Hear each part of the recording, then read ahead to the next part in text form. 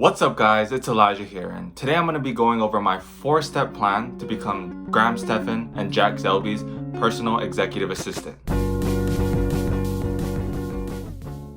Hopefully. Also, don't mind my big inflated cheek, I actually just got my wisdom teeth removed. So I don't want to waste any time, so let's just hop straight into it. Step 1 of my 4-step master plan is to give them some background info on how I got started in business, entrepreneurship, and personal finance, and what sort of sparked my interest. Which all started when I was about 15 years old, and I got my first job at a local bubble tea shop 5 minutes down from my house. I was in school full-time and working about 30 hours a week, making about $9.25 an hour. So I was bringing in about $500 every 2 weeks or so.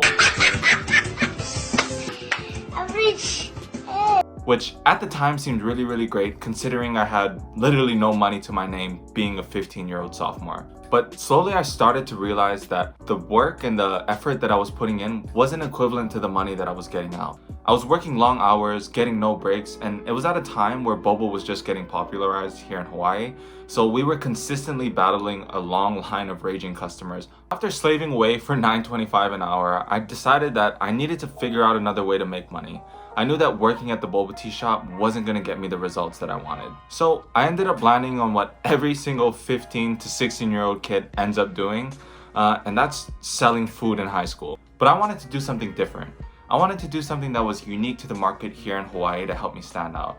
So instead of selling chocolates or Skittles or Starburst, I decided that I was going to sell Spam Musubis and Lihimui gummy candies, which are two very popular staple foods here on the island of Hawaii. It started small like any other business, but over the course of about a month or so, it grew to the point where we were selling almost 200 Musubis every single day at $2 a pop, and about 100 bags of candy every day at $1 a pop, with 4 employees working under me. I was waking up at 3 a.m. every single day to assemble the Musubis and bag the candy, just so that I could get to school by 7 a.m., start selling until I finished school at about 2 p.m.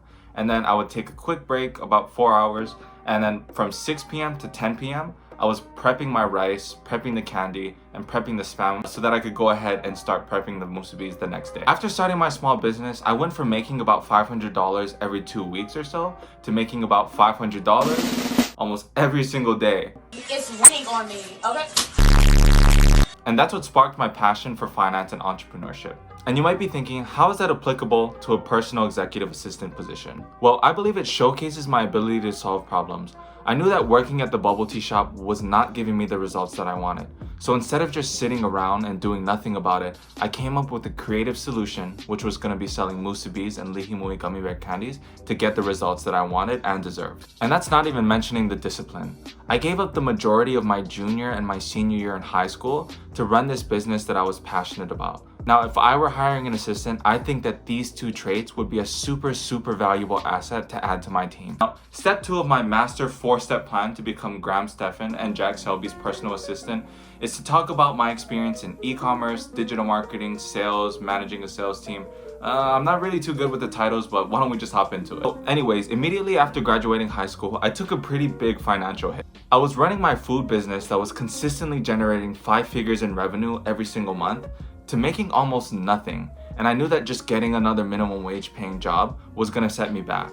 So after some intense research, scanning for some potential career ideas, I ended up landing on life insurance sales. Yeah, not every kid's exact dream job, but there was a few reasons why I landed on it. So I started in sales, and although it was a little bit slow at first, it slowly began to pick up traction like a snowball. And over the course of I would say about 6 months, I became one of the top sales reps within the office.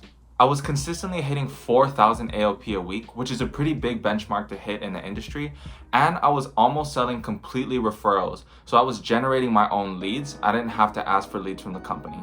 So because of those results, I was quickly promoted to a sales trainer, where I was responsible for teaching new sales reps how to sell and giving tips and tricks to other salesmen on how to improve close ratio, how to get more appointments, how to get more referrals, and stuff like that. Now, while I was doing insurance in the day, I didn't give up business or entrepreneurship. I was actually working on my e-commerce companies in the night. Now, doing this, I learned basic website design, I learned Facebook ads, digital marketing, copywriting, and a huge plethora of super awesome skills that are applicable to this position. And although I was taking L's left and right in the beginning, I think I had almost 4 stores that failed before I even found one successful one. On my 5th attempt, it hit.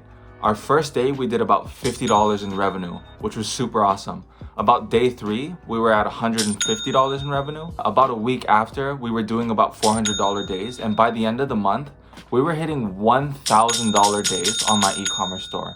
So that's when I decided that I was gonna actually leave my job to pursue growing and scaling my companies. Since then, I've built 3 5-figure e-commerce brands that generate cash flow every single day. And again, you might be thinking, how is this relevant to becoming a personal executive assistant? Well, I personally believe that sales and communication is a universal skill. If I had an idea for a video that could go viral on Graham's channel, there's no way that that thing would ever get posted if I wasn't able to sell the idea to Graham. Even getting this position now, I need to sell Graham on giving me a chance. And not to mention writing sponsorship scripts and selling you guys on smashing the like button. Now, as for e-commerce, I believe it shows what I'm truly capable of when I'm passionate about a project. In the beginning, I did absolutely everything by myself. From the Facebook ads, to the copywriting, to the customer support emails, to the website design. I made and optimized every single system and process that my company still runs now. I did it all. And not only did I learn a bunch of valuable and applicable skills to the position, but I also learned how to consistently be improving, not just my e-commerce stores, but also my personal skill sets. I had to learn everything, guys. Email marketing, SMS marketing, copywriting, you name it, I learned it. And I believe those 2 things are really, really valuable traits in a team that's looking to grow. Now, at the end of the day, all of these other skills and qualifications are great, but he's a YouTuber. He's in the business of content creation. And that actually perfectly leads me into step 3 of my plan, which is talking about editing, digital marketing, Photoshop, and making thumbnails. You know, I'm not really super good with all of this title stuff, so why don't we just hop into it? Ever since I was a kid, filming and video editing have been a major passion of mine.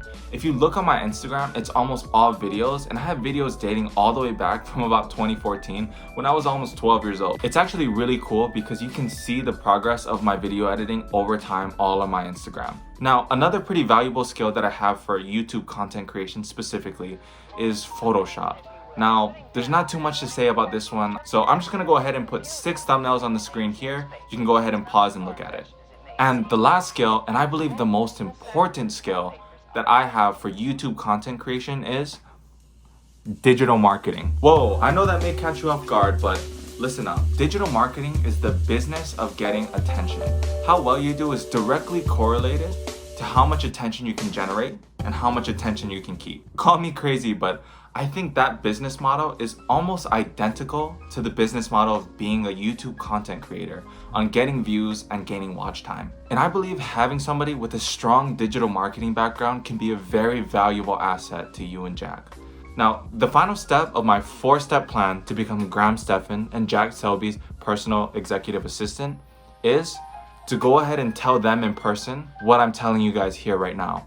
Now, it is a risky move, but I booked a flight across the Pacific Ocean and I'm gonna be in Las Vegas, Nevada from February 23rd to March 1st so that I can hopefully secure some kind of in-person interview or maybe do some kind of internship while I'm there.